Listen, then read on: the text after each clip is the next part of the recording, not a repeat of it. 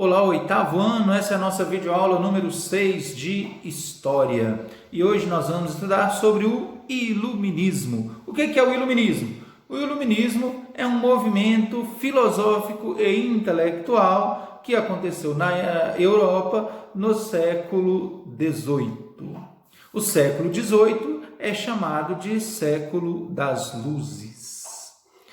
Então, o iluminismo ele influenciou as revoluções burguesas, tanto na Inglaterra quanto na França, como nós vamos ver no próximo capítulo do nosso livro. E também nos movimentos de libertação das colônias. No Brasil, teve forte influência do iluminismo, a Inconfidência Mineira e a Conjuração Baiana, por exemplo. O que significa iluminismo? O iluminismo tem a ver com iluminar, com clarear, né?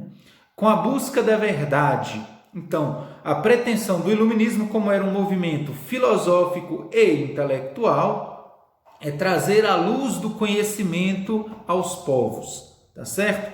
É chamada de ruptura com o antigo regime. O que é o antigo regime? O antigo regime é aquele período da história em que os reinos europeus viveram sob o absolutismo como forma de governo, o mercantilismo como forma de relações comerciais e a forte influência da igreja na cultura e no conhecimento. A tudo isso é chamado na história de antigo regime. O iluminismo ele rompe com o antigo regime em todas as suas questões. Segundo os iluministas, a razão é aquilo que vai levar os seres humanos ao progresso. Por isso era preciso desenvolver a razão. A base do iluminismo é o racionalismo. Racionalismo, lembrando, é aquela doutrina filosófica que dá primado à razão humana para o conhecimento, como fonte de conhecimento. Tá certo? Então, isso é iluminismo. Então, a gente entende o iluminismo a partir destas bases. Precursores do iluminismo. Quando a gente fala precursor, a gente diz aquelas ideias que vieram antes do iluminismo e que possibilitaram o surgimento do iluminismo. Então, nós tivemos dois grandes filósofos que foram precursores do iluminismo. Um deles foi René Descartes.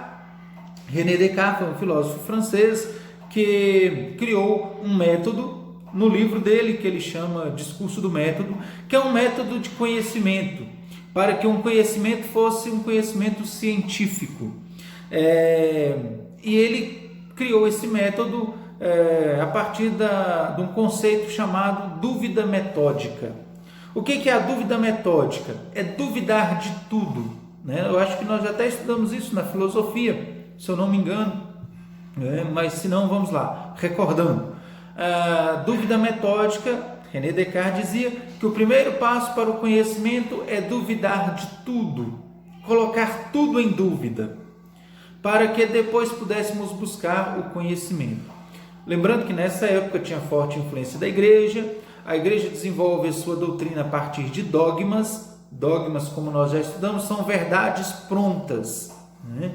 Das quais nós não podemos duvidar. Para o método de René Descartes, não existe isso, não existe verdades prontas, tudo é colocado em dúvida.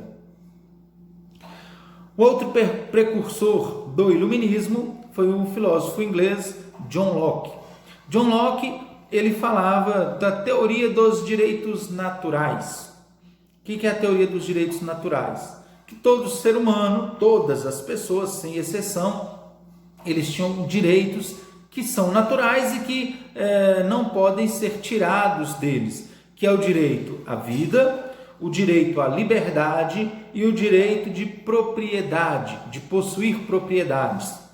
E o Estado ele existe exatamente para garantir que o ser humano tenha esses direitos.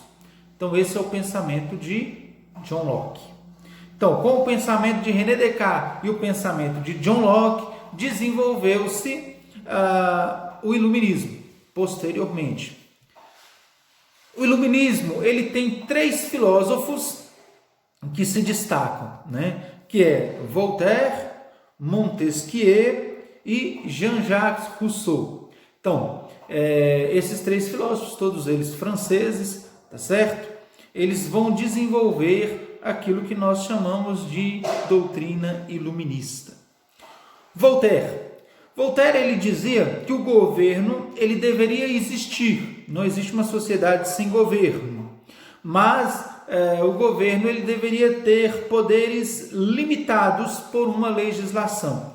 Nós lembramos que estamos na França, nós estudamos já no ano passado o iluminismo francês, em que o rei tinha plenos poderes, tinha poder sobre todas as coisas, né? Voltaire vai dizer que não, para uma nação funcionar bem, aqueles que exercem o governo, eles também precisam estar limitados por uma legislação. Todos estão sujeitos à lei. Também para Voltaire deveria haver uma diminuição dos privilégios, né, que haviam classes sociais mais privilegiadas, segundo ele isso deveria diminuir, né? Ele defendia a liberdade de imprensa e a cobrança justa de impostos. Também Voltaire ele fez várias críticas à igreja, né, e ele, na sua doutrina, ele ensinou a liberdade religiosa.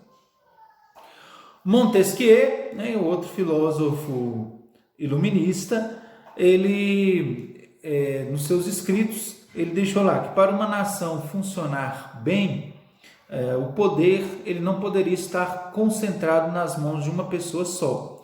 O poder ele deveria estar dividido em três, que é o poder legislativo, executivo e judiciário. Sendo o poder legislativo aquele que elabora e aprova as leis, o poder executivo aquele que executa as leis a serviço do povo e o poder judiciário que fiscaliza tanto o poder executivo quanto o poder legislativo. Essa estrutura de poder se fixou e está presente até hoje, inclusive o Brasil, né, tem os seus poderes, né, divididos entre esses três. Jean-Jacques Rousseau, ele era contra a propriedade privada, ele disse que só conseguiremos construir uma sociedade justa quando for abolida a propriedade privada, porque com o direito de propriedade, lá de John Locke, algumas pessoas acumulavam muito, enquanto outras não tinham nada ou quase nada. E ele defendia a democracia direta como sistema de governo, em que as pessoas decidissem quem são seus governantes e não por uma linhagem de dinastias como eram os reis. A exemplo do que era a democracia lá na Grécia Antiga.